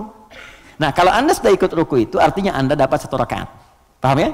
Dapat 1 rakaat. Nah, sekarang persoalannya adalah ketika imamnya masih berdiri, terus tahu akan ruku dari bacaan jahar kelihatannya, ya. Walam yakul lahu kufuwan ahad. Mau ruku nih, Anda datang takbir. Allahu Akbar. Apa yang harus saya lakukan, Ustaz? Kalau masih sempat baca Al-Fatihah 3 ayat saja. Bismillah, Alhamdulillah, Ar-Rahmanir-Rahim. Langsung ke Al-Fatihah. Lewati iftitahnya. Langsung. Bismillahirrahmanirrahim, Alhamdulillah Rabbil Alamin, Ar-Rahmanir-Rahim. Langsung takbir, lagi kemudian ruku, ikuti imam. Itu sah. Kenapa? Karena ukuran surah dalam Al-Quran yang paling pendek itu 3 ayat. Al-Kautsar. Inna a'tainakal kautsar. Fasalli rabbika inna syani'aka huwal abtar. Mengambil ukuran terpendek. Jadi kalau kita bacakan 3 ayat di Al-Fatihah ini sudah cukup, langsung ruku. Tapi kalau imamnya ruku, Anda datang, maka itu sudah selesai. Maka Anda langsung takbir, Allahu Akbar, langsung ruku. Contoh, boleh? Depan. Bismillah. Silahkan di sini menghadap ke sebelah sini saja ya, biar netral sedikit. Sebelah sana. Ruku, Mas Dimas, mohon izin. Ini ruku ya. Saat ruku ini, mohon izin, boleh? Ya, antum, bukan yang belakang. Bismillah. Jangan begini, sedang ruku, imam. Maju sedikit, Mas. Mohon izin luruskan ya dengan meja ke sini. Nah, ini datang terlambat misalnya kan, masbuk. Kenapa terlambat? Yang lain kan bisa pas gitu, Anda harus terlambat. Jangan diulang lagi ya. Nggak baik seperti itu ya. Sini. Oke, ini sudah ruku, fokus, ini datang. Maka cukup takbir, Allahu Akbar. Oke, langsung ruku. Allahu Akbar. Ikut ruku. Ya, dan nggak usah baca Al-Fatihah lagi, langsung ruku. Baik, cukup. Mohon izin, maaf. Nah, ini dalilnya, ini hadis Nabi sallallahu alaihi wasallam, innama ju'ilal imamu liyutamma bihi. Sungguh imam dijadikan untuk diikuti, faqira'atul imam qira'atul ma'mum. Kalau Anda nggak bisa menjangkau bacaan imam karena imam sudah masuk ke rakaatnya berikutnya, ruku, maka bacaan imam sudah mewakili makmumnya. Jelas? Tapi jangan sengaja menunggu imam ruku. Belum ruku, masih panjang, tenang aja. Minum, begitu ruku. Allahu Akbar. Lumayan. Nah, ini nggak tepat. Ya, silakan. Syukran. Makasih. Mohon maaf ya. Paham ya? Nah, ini bagian pertama. Jadi itu 1, oke, 2. Atau saya langsung baca Al-Fatihah dan mengikuti imam ruku, sudah selesai saya jawab. Bila saya baca Al-Fatihah menyebabkan saya tertinggal ruku, apakah saya tidak usah membaca dan langsung mengikuti imam ruku? Bila seperti itu, apakah saya harus menambah rakaat di akhir karena saya baca Al-Fatihah? Karena ada yang bilang kalau berjamaah Al-Fatihah ditanggung imam. Oke, saya sudah jelaskan semua ya. Ya, pertanyaannya sudah selesai, sudah saya jelaskan keseluruhannya. Ada yang lain? Baik. Assalamualaikum Ustaz. Waalaikumsalam warahmatullahi wabarakatuh. Ini belum saya baca. Jika kita berobat ke tempat semacam Pak Haji, mungkin Anda, bukan kita. Saya tidak ikut. Oke. Jika Anda berobat ke tempat semacam Pak Haji yang orang sebut, lalu Anda dikasih obatnya, air minum, mendoakan, apakah itu masuk syirik atau bagaimana Ustaz? Mohon pencerahannya. Tergantung. Jika Anda minta doa, tabarruk dengan doa itu, wasilah, supaya mohon berdoa, didoakan kepada Allah. Anda bisa berdoa sendiri, minta, ya, dan bisa saling mendoakan. Nabi kadang saling mendoakan dengan sahabat, doakan. Bahkan Nabi minta dibacakan oleh Abdullah bin Mas'ud Al-Quran. Abdullah bin Mas'ud datang sini, coba bacakan surat ini. Kata Abdullah bin Mas'ud, ya Rasulullah, Anda kan yang Nabi, tapi saya ingin mendengar bacaanmu. Sesama sahabat saling mendoakan, biasa, saling ketemu, doakan, itu biasa. Dan boleh, adabnya boleh. Anda ketemu ulama, minta doa. Dulu kami begitu, bertemu ulama, minta doa, Syekh, doakan kami. Sekarang agak beda, orang ketemu Ustaz, minta foto. Ketemu ulama, minta selfie deh. Lengkapilah dengan doa. Yang ditempatkan di hati, itu doanya. Ya, doanya minta doa kebaikan. Nah, boleh Anda silahkan kalau datang. Itu dalilnya diantaranya Quran surah ke-5 tadi ayat 35. Ya ayyuhalladzina amanu taqullaha wabtaghu ilaihil wasilah. Hai orang-orang beriman, tingkatkan takwamu kepada Allah dan cari wasilah untuk mendekat kepada Allah. Apa diantaranya? Kisah yang paling tepat untuk menjawab ini adalah tentang Al-Fatihah itu. Jadi ada seorang yang sakit tadi, ya, kepala suku di Arab, sakit kemudian zaman itu, lalu dia minta kepada para sahabat, ngutus ajudannya, ya, untuk bertanya ada nggak yang bisa menyembuhkan. Kata sahabat, Allah yang sembuhkan. Datang didoakan dengan baca Al-Fatihah. Itu kan paling gampang. Ketika didoakan itu dengan baca Al-Fatihah, sembuh. Saat sembuh itu dikasihlah kemudian kambing beberapa ekor. Takut, dibawalah kepada Nabi. Ini indah sekali. Dilaporkan kepada Nabi karena takut kambing itu gratifikasi. Tuh, ini bagus sekali.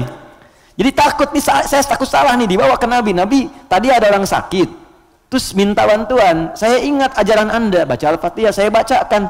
Habis itu dikasih kambing begini. Nabi langsung senyum, ketawa, tabassama dhahikan. Gitu kan? Kurang lebih. Kata Nabi, tahu dari mana engkau Al-Fatihah bisa punya manfaat seperti itu? Maka kata Nabi, bagikan kambingnya, coba berikan aku bagiannya. Maksud Nabi, yuk kita nikmati sama-sama itu. Silakan kita nikmati, syukur kepada Allah Subhanahu wa taala. Ini artinya dalil yang membolehkan kita datang minta doa misalnya. Ya, ke orang saleh, ulama. Tapi syaratnya kita pun berdoa dulu, minta sama Allah. Minta. Lalu Allah lebih senang kita minta kepada Allah dengan bahasa hati kita. Setelah itu kita berwasilah minta pada orang saleh yang baik, minta kebaikan, lalu dia doakan kepada kita semua. Jelas sampai sini? Baik. Kalau ada yang khusus semacam tertentu, ada pengaruh jin atau apa, biasanya dia diangkat tuh. Mengangkat sesuatu yang bukan dari tempatnya. Ini bukan dari tempatnya saya angkat, ini spidol, tempatnya bukan dalam gelas. Lalu saya angkat. Jin tempatnya bukan di tubuh kita angkat. Bahasa Arabnya raka, ya, raka yarka atau raka yaraki tarqiyatan wa ruqyatan, maka disebut ruqyah namanya. Terus ya, ada ruqyah. Ruqyah itu macam-macam, ada yang dengan bacaan saja, ada yang dengan air misalnya, air terus diminum, ya. Ada yang dulu ruqyah terkenal sekali, orang soleh, dia sakit, punya anak sakit, sakitnya lumpuh semua. Nah, begitu lumpuhnya orangnya baik sekali, kesolehannya nampak pada prasangka baiknya. Jadi semua yang datang prasangka baik aja. Malam-malam, Bu, bayangkan ada perampok datang tengah malam. Ini kisah ini sangat populer sekali. Perampok serombongan datang ke rumahnya. Karena prasangka baik ini dikira mujahid fisabilillah mampir. Dulu kan bukan kayak kita sekarang kan, rombongan mujahid dengan ini kan nggak kelihatan tuh. Malam-malam datang dikira mujahid. Begitu dibuka pintu, oh ahlan wa sahlan mujahid, masya Allah, silahkan masuk. Bayangkan perampok disuruh masuk. Disebut mujahid fisabilillah, datang. Akhirnya apa yang terjadi? Silahkan, duduk dulu, istirahat dulu, mandi dulu. Dimintalah berwudu semua. Tolong para mujahid silahkan berwudu dulu. Ya, wudu supaya apa? Salah satunya, ternyata di bawah keran itu dia simpan bejana untuk menampung air wudu mereka. Ini kisah nyata, benar terjadi.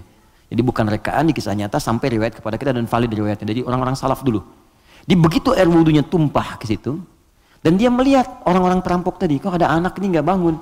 Ya kata mereka ke bapak tadi, ini siapa? Ini anak saya, dia kena lumpuh katanya. Oh gitu, udah duduk, dijamu dengan makan semua. Udah rapi, suruh wudu, makan, pulanglah mereka. Nah, begitu pulang, ini yang menarik. Beberapa pekan kemudian datang lagi. Dibuka lagi yang mujahid, katanya masya Allah. Yang buka siapa? Yang buka anak yang lumpuh tadi. Buka langsung, kaget loh. Kemarin kan lumpuh dia, sekarang bisa buka katanya kan. Lalu bapaknya keluar nyambut lagi, masya Allah, kami meraih keberkahan dari jihad Anda, Anda bayangkan. Karena positif thinkingnya. Bertanya, ini kenapa bisa sembuh? Air wudhu, masih ingat gak air wudhu yang pernah engkau pakai itu dalam wudhu itu? Seseorang berprasangka baik kepada Allah Subhanahu wa taala akan berubah segalanya.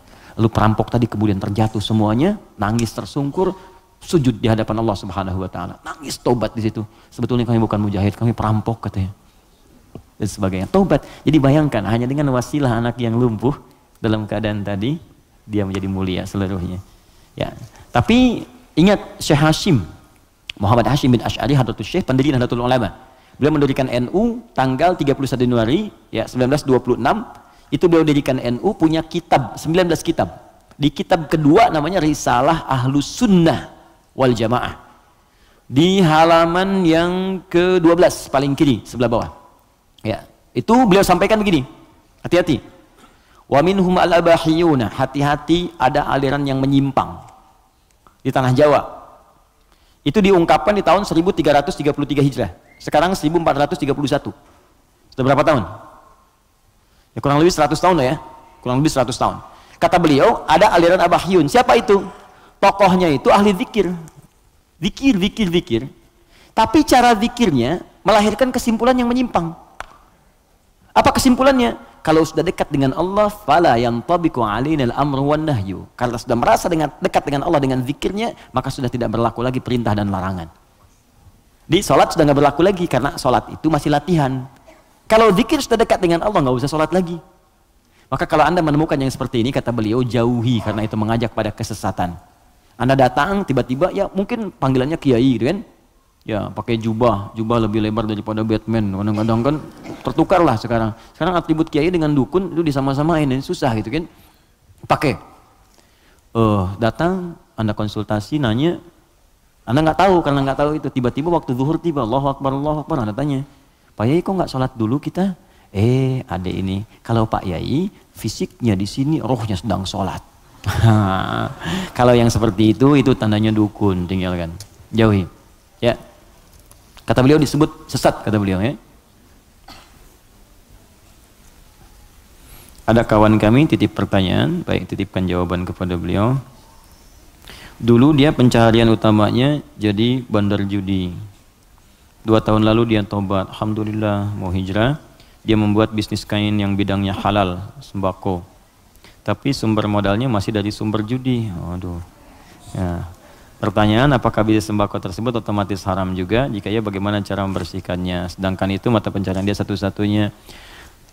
Quran surah ke-51 ayat 22. Paling kanan pertengahan. Wa fis samai rizqukum wa ma tu'adun. Hei seluruh manusia, sebelum engkau lahir, rezeki kamu telah aku tetapkan di langit dan aku janjikan akan diberikan. Kaidah pertama. Dikata Allah, rezeki kita itu udah teratur, nggak akan tertukar. Nggak akan tertukar. Ada putri yang tertukar, ada menteri yang ditukar, tidak ada rezeki yang tertukar. Rezeki nggak ada yang tertukar. Jadi ini pun memberikan pesan kepada kita, jangan pernah mencuri. Jangan pernah mencuri karena buang-buang energi. Ya mohon maaf, nggak akan pernah rezeki kita diambil orang, pasti balik. Pasti balik. Hanya ada rezeki orang dititipkan pada kita, itu ada. Ada. Ini rezeki saya bukan minuman ini? Bukan. Rezeki saya itu kalau sudah masuk ke dalam kerongkongan saya. Mungkin ini rezeki orang, cuman di atas namakan saya saat ini ada di sini. Kalau saya nggak minum, kan yang minum orang lain. Bisa Mas Dimas, bisa yang lain dan sebagainya, gitu kan? Oke, jadi yang pertama, jangan pernah kita berpikir untuk berbuat curang demi mendapatkan rezeki. Karena dengan yang baik pun akan dapat. Kalau Anda bisa mendapat dengan cara yang halal, kenapa mencari dengan cara yang haram? Paham ya? Makanya Allah batasi kita, jangan cari yang haram, rugi nanti kamu. Ya sudah, harus dikembalikan lagi kepada yang berhak. Setelah itu menderita juga. Coba bayangkan, bukankah kalau ada orang yang korupsi, ketahuan, ditangkap dia, dikembalikan lagi kemudian apa yang didapatkan? Kena TPPU, ya tindak pidana pencucian uang, diambil semua kan? Itu saking sayangnya Allah, jangan menyebar rezeki yang haram, ambil semua, ambil semua, ambil semua. Bahkan yang telah diinvestasikan pun tarik lagi, tarik lagi. Kenapa? Karena ini bersumber dari yang haram. Kalau yang haram berproses terus dipakai lagi kepada yang lain, maka haram akan menyebar keharamannya. Maka yang pertama, jangan takut kehilangan rezeki. Jangan takut, karena semua akan diberikan sesuai dengan janji Allah. Nah, bagaimana cara kita mendapatkannya? Turunlah Quran surah ke-2 Al-Baqarah ayat 168, paling kanan sebelah bawah.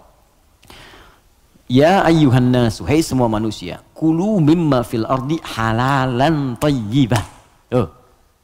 Hei semua manusia, kalau ingin dapat rezeki maka kerja. Ayo cari makan. Allah cuma minta bergerak aja, kerja. Kalau ada keluar dari diri kita untuk bekerja, bergerak aja, rezeki turun. Silakan kreatif, sekarang banyak kreativitas. Ada yang dengan peluit, 2.000, makasih Pak. 5.000, makasih Om. 10.000, makasih Bos. Tuh, dia jadi bos Anda tuh. Itu aja, sehari dapat berapa gitu. Ya. Jadi kalau bergerak sedikit aja, bergerak tuh dapat. Tapi ingat kata Allah, halalan thayyibah. Ambil dengan cara yang halal. Nanti yang halal itu, kalau Anda dapatkan thayyibah, cari yang dibutuhkan. Ini yang kedua, ini yang sering banyak salah. Di banyak orang mendapat dengan cara yang halal, tapi thayyibat yang dipraktikkan. Thayyibah itu artinya keluarkan ya rizki yang kita dapatkan itu, kemudian beli yang kita butuhkan, yang bermanfaat untuk kita. Di pola konsumtif itu kata Al-Quran, kalau mau benar-benar yang dibutuhkan bukan yang diinginkan. Gak setiap yang diinginkan itu mesti didapatkan, beban hidupnya tinggi nanti. Ya ini kalau haus butuh apa? Minum. Jadi minuman yang ada kan kita bisa minum. Kadang karena orang selalu menginginkan yang tidak ada, jadi berat tantangannya. Karena rumus fisika juga begitu. F1 sama dengan F2, gaya gerak sama dengan gaya dorong. Apa yang kita dapatkan itu yang keluar. 5.000 cukup untuk beli teh manis. Kan 20.000 buah naga, kan? Nah, tapi ingat, kalau Anda punya 5.000 tapi pengen yang 20.000, maka rumusnya berubah jadi hukum Pascal. F berbanding lurus dengan P. Gaya berbanding lurus dengan tekanan. Semakin banyak gaya, semakin tertekan hidupnya. Poinnya. Kalau gaya Anda begitu ya susah hidupnya. Makanya Quran katakan gaya itu disesuaikan dengan pendapatan. Apa yang didapatkan, cari yang dibutuhkan. Gak semua yang pengen mesti dibeli. Si goreng kebun sirih yuk jam 11. Ya Anda tinggal misalnya di Bekasi, pengen ke si goreng kebun sirih. Paksain padahal yang keliling banyak gitu kan. Kejar sampai ke sana macet-macetan. Nikmati aja, entah kita nikmati di sana, nyampe sana tutup. Tidak dapat apa-apa. Paham ya? Nah, jadi itu poinnya. Jadi berusaha dengan cara yang halal, Allah kirimkan rezekinya. Apalagi Anda orang beriman. Kalau orang beriman, apalagi tadi hijrah, sudah tobat, itu seketika Allah jamin. Pindah surahnya, pindah ayatnya ke ayat 172. Quran surah kedua, ayat 172. Perhatikan ayatnya. Ya ayyuhalladzina amanu. Kita 13 menit menuju zuhur. Hei orang-orang yang telah punya iman. Kulu min thayyibati. Jangan pernah fikirkan yang haram. Ingat ya? Lihat sini. Kata Allah, jangan pernah fikirkan yang haram. Kalau Anda nggak pernah fikirkan yang haram, maka saya akan kirimkan ma razaqnakum. Kami yang kirimkan rizkimu, bukan engkau yang sulit untuk mendapatinya. Jadi orang beriman tuh kalau nggak pernah fikir yang haram, Allah cepat datangkan. Datang. Nanti berkahnya ditambah. Kalau berkah sudah tambah, dapat 100.000 pun sebulan cukup. Saya pernah ke Telas namanya. Telas tuh habis, di Google aja nggak ada. Anak saya yang kecil pengen gembala kambing. Jadi dia dengar kisah Rasulullah menggembala kambing, pengen kambing. Kita bawa ke sana. Di situ Pak Ibu, ada penggembala yang sebulan itu cuma dapat 100.000. 100.000. Tapi Allahu Akbar, saya berapa kali datang, lihat, merenung, netes air mata. Itu setiap datang, Pak, yang nggak ada tuh ada gitu. Musim buah ada buah, ikan dikeluarin semua, jamu kita. Terus saya tanya, di mana kambingnya? Di belakang katanya. Saya lihat kan, wah begitu dilihat bersih, putih, ya bersih, dirawat bersih. Tapi yang heran, itu mulutnya ditutup pakai potongan aqua. Yang ada yang setengah liter itu kan, yang ditutup itu cukup ke mulut kambing. Terus saya tanya, ini kenapa ditutup? Ini sakit kambingnya? Bukan sakit Gus katanya, bukan sakit. Kenapa? Ini kambing baru kami bawa dari tempat kami beli. Kami tutup di sana mulut kambing itu dengan potongan aqua supaya di jalan dia tidak memakan yang bukan haknya. Itu saya berhenti dan keluar air mata saya. Saya bilang, saya mengajar hampir tiap waktu, kamu yang praktekkan. Banyak orang mendapat surga tapi Anda yang paling layak. Saya tutup mulut kambing ini supaya nggak makan yang bukan haknya. Banyak orang hadir taklim, menjaga lisannya begitu sulit. Dia jarang taklim, kambingnya pun ditutup mulutnya. Untuk tidak makan yang haram. Makanya rezekinya Allah kirimkan. Baik 100.000 gitu. Gak pernah mengeluh ceria gini. Ada lagi orang penghafal Quran. Wah itu dahsyat itu juga. Jadi kalau Anda kunjungi, istrinya akan berkata, Alhamdulillah ya Allah, Ustaz, Allah tuh baik sekali. Abi diberi rezeki banyak banget. Banyak tuh sebulan dapat 500.000. Banyak banget. Kalau Anda kunjungi itu ikan keluar, buah keluar. Apa kerja istrinya? Ngambil suluh di sawah, duduk, bikin, nyiapin ini. Tahu Anda? Istrinya hafal Quran 7 riwayat.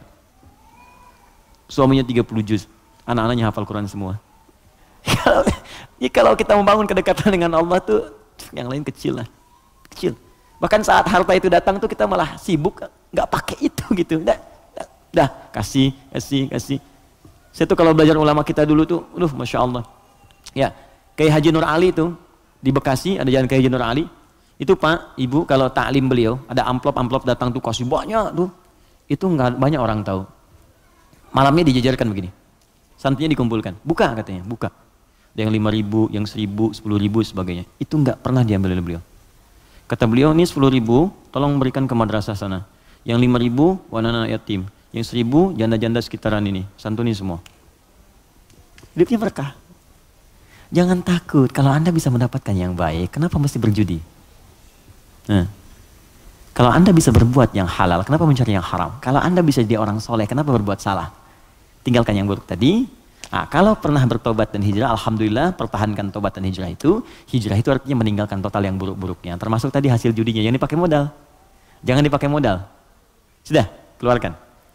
Bagaimana cara mengeluarkannya? Cara mengeluarkannya adalah berikan kepada yang sosial yang umum sifatnya.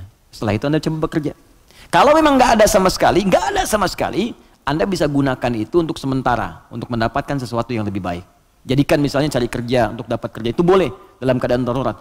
Nanti setelah mendapatkan yang baik-baik, cukup itu ini keluarkan. Sambil pertambah sedekah, tambah infaknya, keluarkan zakat kalau sudah masuk ke dalamnya. Itu seperti itu akan menutup yang kurang-kurangnya. Walakum ru'usum ma qad salaf. Ya, yang dulu-dulu akan ditutup oleh Allah. Sudah selesai semuanya. Yang sekarang akan dibuka. Tapi kalau Anda jadikan andalan itu, maka itu tetap akan menanam perasaan buruk di dalam jiwa kita. Jadi kalau harta kotor itu masuk ke dalam tubuh kita, jadinya begini. Quran surah 6 ayat 25. Wa fi adhanihim waqra. Dia akan beredar dengan darah. Kalau masuk ke telinga jadi daging, dia akan menutup sumber kebaikan. Kalau ke mata, awas. Wa ala absarihim ghishawah, akan menjadi penghalang. Nanti kalau masuk ke dalam tubuh kita, fi qulubihim marad, ada penyakit, maka lengkaplah khatamallahu ala qulubihim wa ala sam'ihim wa ala absarihim ghishawah. Kalau dimakan oleh keluarga, maka jadi bara neraka nantinya. Andanya mungkin merasa biasa, anak-anak mulai sulit diingatkan sholat, mulai sulit baca Al-Quran, mulai sulit menghafal dan sebagainya. Maka saran saya, kita doakan, kemudian kita support, jangan jadi cerita. Siapa teman kita itu? Yang konsultasi kepada kita, doakan, Anda apa support? Makanya persaudarakan. Saya tuh bingung, orang Islam sekarang hidupnya masing-masing, kenapa sih? Kenapa nggak bersaudara? Nabi itu kan mempersaudarakan. Khazraj dengan Aus. Ini saya pengen juga kajian musyawarah, teman-teman cobalah mengenal satu dengan yang lainnya. Terus saling support. Anda punya program apa? Support. Bisnis apa? Endorsein, barengin. Itu kenikmatannya itu terasa. Jangan takut rezeki Anda diambil, nggak akan tertukar. Nggak akan tertukar. Jadi semuanya akan mendapatkan bagiannya masing-masing, nggak usah takut. Nggak usah takut. Ya, ustaz-ustaz juga demikian tuh, jalan saling bagi, mengajar, melengkapi dan sebagainya. Itu saya sarankan seperti itu. Jadi yang bertanya ini kalau ada kesulitan kita respon, mungkin dititipkan kepada kita, mungkin kita bisa memberikan solusi. Jelas ya? Saya kira itu kita ada 7 menit, saya jawab yang terakhir ini, setelah itu kita berdoa dan siap-siap menunaikan salat berjamaah insyaallah. Bismillah, assalamualaikum warahmatullahi wabarakatuh. Assalamualaikum. Jazakallah khair atas kesempatannya. Allah semoga Allah muliakan Anda. Ketika saya masih tinggal di Oman, guru ustadz, anak saya yang laki-laki berasal dari Ghana, menerangkan bahwa iftitah itu bagian dari kunci dari salat yang akan dimulai. Maka menurut ustadz tersebut surat iftitah, okay, dibaca sebelum takbir. Beliau mazhab ibadi. Oh, pertanyaan apa yang harus dilakukan anak saya, teman-teman yang diajak salat berjamaah ketika ustadznya baca iftitah dahulu sebelum takbir? Tidak ya. Ibadi itu termasuk yang tidak diakui. Saya sudah pernah ke Oman dan saya tahu mazhab di sana apa saja. Ibadi ada, Sunni ada, Syiah juga ada. Di pertengahan yang punya masjid biru itu saya sudah pernah kunjungan ke sana. Jadi ibadi termasuk di antara paham yang tidak diakui, ya, tidak diakui dalam sistem mazhab fikih dalam Islam kekinian yang mainstream. Ya, karena itu menurut saya kembalikan kepada yang Sunni yang sudah diajarkan kepada kita semua. Nah, sumbernya bukan karena ibadi, Sunni atau yang lain, sumbernya itu petunjuk dari Nabi. Hadisnya bagaimana? Ayatnya bagaimana? Buka Quran surah kedua Al-Baqarah ayat yang ke-43. Wa aqimus shalah, tunaikan oleh kalian salat. Bagaimana menunaikannya? Maka diikuti dengan mengikuti petunjuk Nabi. Maka turunlah Quran kemudian surah ke-3 ayat 31, paling kiri sebelah atas. Qul in kuntum tuhibbunallaha fattabi'uni. Kata Allah, kalau kalian cintai aku, ikuti bagaimana Nabi mengajarkan. Nah, seperti apa Nabi mengajarkan salat? Karena kalau nggak diajarkan, kita nggak bisa meniru. Maka buka hadis Muslim nomor hadis 397. Buka Al-Bukhari nomor hadis 711. Dari kisah siapa? Sahabat Abu Hurairah. Siapa yang menunjukkan? Khalid bin Rafi' Az-Zuraiqi. Bagaimana bunyinya dari Nabi? Bunyinya kurang lebih begini.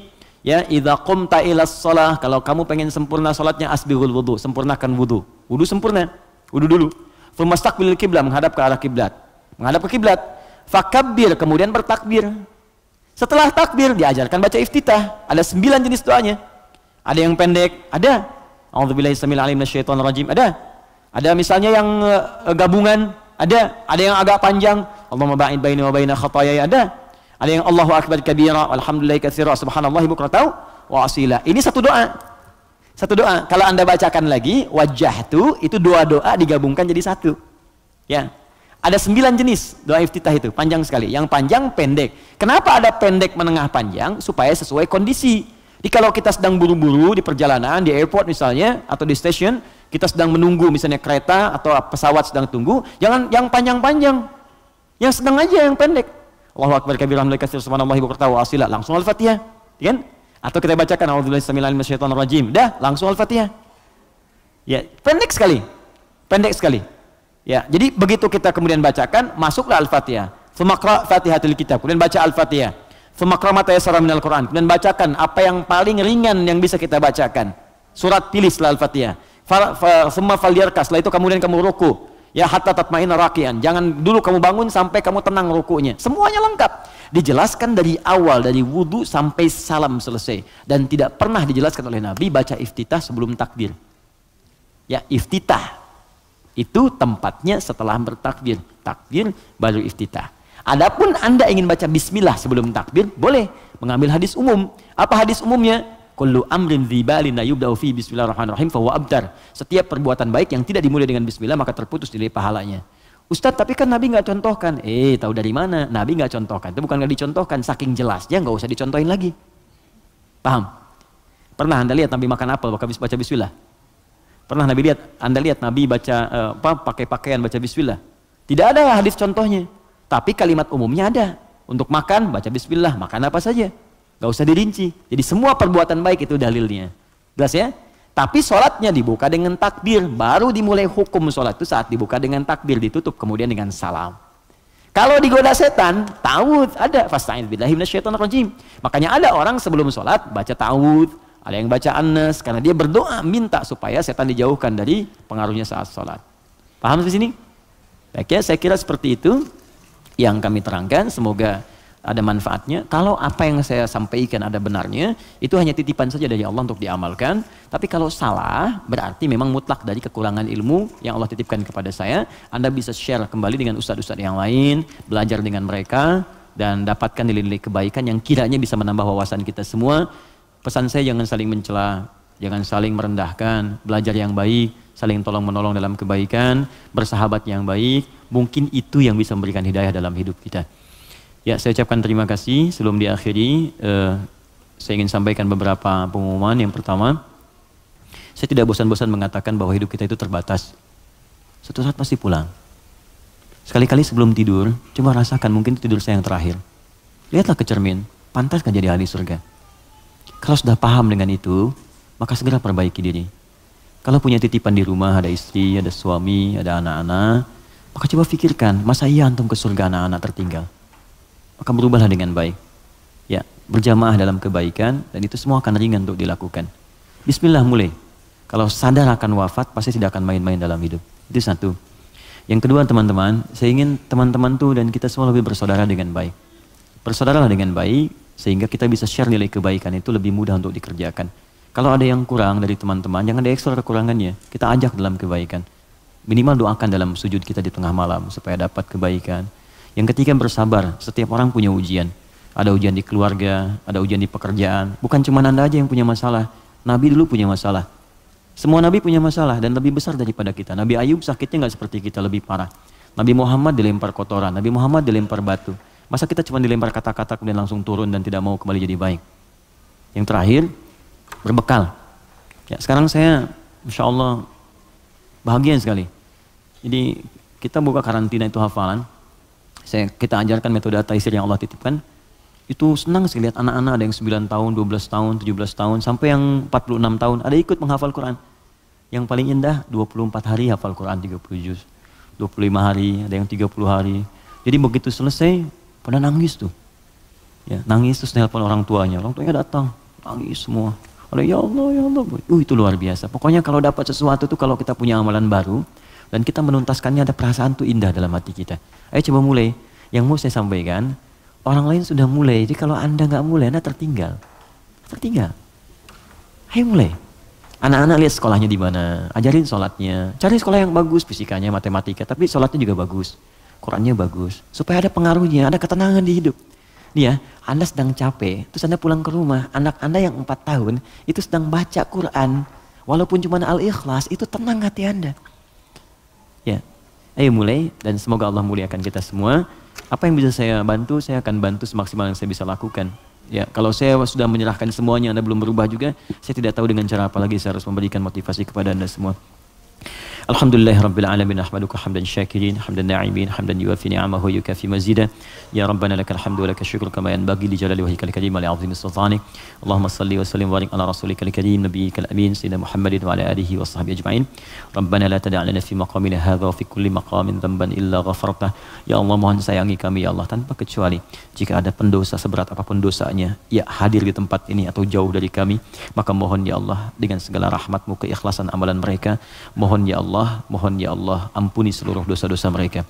Wala hamman illa farajtah. Jika ada yang hadir di tempat ini khususnya hadir dengan kegelisahan dalam hatinya, jangan biarkan dia meninggalkan tempat ini kecuali Engkau telah tenangkan keadaan jiwanya.